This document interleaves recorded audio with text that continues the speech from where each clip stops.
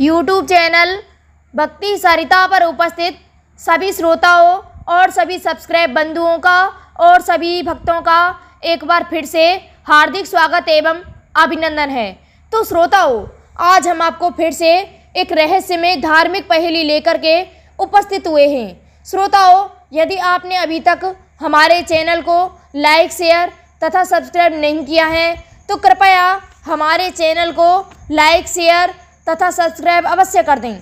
साथ ही bell icon को press कर दें जिससे कि हमारी वीडियो की नोटिफिकेशन आपको मिलती रहे। तो श्रोताओं, आइए अब हम आपके लिए उस धार्मिक पहेली को बताते हैं।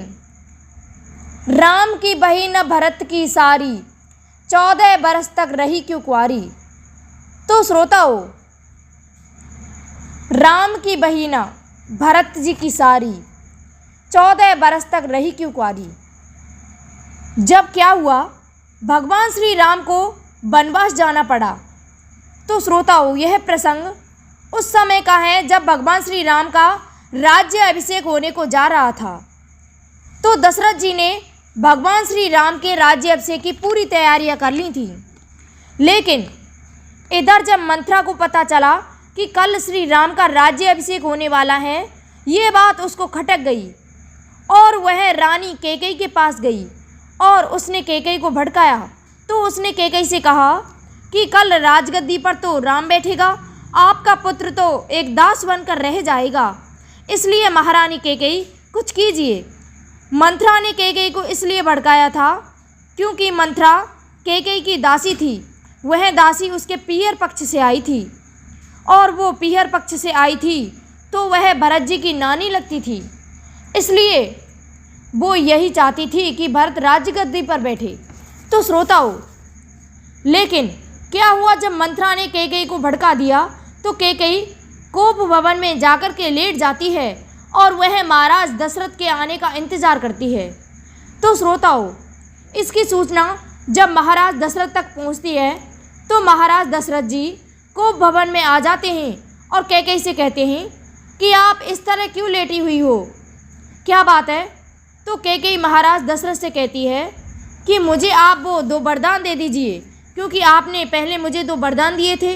तो दशरथ जी ने कहा, हाँ मैंने 2 वरदान दिए थे, वो आप कभी भी मांग सकती हो, बोलो क्या मांगना चाहती हो।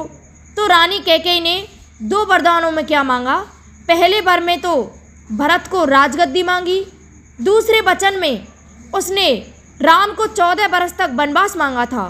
तो श्रोताओं, इसके बाद भगवान श्री राम वनवास चले जाते हैं।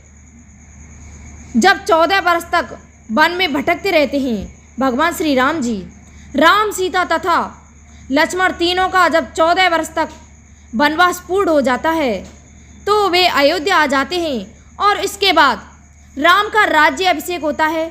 तो श्रोताओं, तब वो राजगद्दी पर बैठते हैं। इस कहानी को सुनने के बाद आपकी पहेली का उत्तर लग जाएगा। राम की बहिन भरत की सारी, 14 बरस तक रही क्यों कुंवारी। तो राम की बहिन, कुछ लोग इसको बहन कह देते हैं, यानी राम जी की बहन। तो श्रोताओं, वह बहन नहीं है, बहिना है। लेकिन यह पहेली राजगद्दी पर जाकर लगती है। बहिना मतलब श्रोताओं, ये राजगद्दी राम की बहिना मतलब ये राजगद्दी राम की भी नहीं हुई, भरत जी की सारी, लेकिन भरत जी की पूरी हो गई, मतलब ये राजगद्दी भरत जी की हो गई। तो श्रोताओं, राम की बहिन भरत की सारी, तो श्रोताओं राजगद्दी भरत जी की हो गई। यहाँ पर एक रहस्य है, इस राजगद्दी पर भरत जी भी नहीं बैठे थे, उन्होंने राम के चरणों की पादका रख दी थी उस सिंहासन पर और चरण पादका रख कर के ही राज्य चलाया था। इसलिए 14 बरस तक उस राजगद्दी पर कोई नहीं बैठा, इसलिए 14 बरस तक उस राजगद्दी पर कोई नहीं बैठा। उसके बाद जब भगवान श्री राम 14 वर्ष का वनवास पूर्ण करके आते हैं तो उसका राज्याभिषेक किया जाता है भगवान श्री राम का, और भगवान श्री राम ही उस राजगद्दी पर बैठते हैं। तो श्रोताओं, राम की बहिन भरत की सारी, यानी वो राजगद्दी भगवान श्री राम की भी नहीं हुई और श्रोताओं भरत जी की सारी, भरत जी की पूरी हो गई। भयो न ब्याह रही न कुंवारी। तो श्रोताओं, उस राजगद्दी पर ना ही भरत जी बैठे और ना ही श्री राम जी बैठे, रही ना कुंवारी। और श्रोताओं, उस पर भगवान श्री राम की चरण पादुका रखी हुई थी, इसलिए वो कुंवारी भी नहीं रही थी। तो श्रोताओं, इस पहेली का उत्तर आपको मिल गया होगा। कृपया हमारे चैनल को लाइक, शेयर तथा सब्सक्राइब अवश्य कर दें। साथ ही बेल आइकन को प्रेस कर दें, जिससे कि हमारी वीडियो की नोटिफिकेशन आपको मिलती रहे। बोलो जय श्री कृष्ण।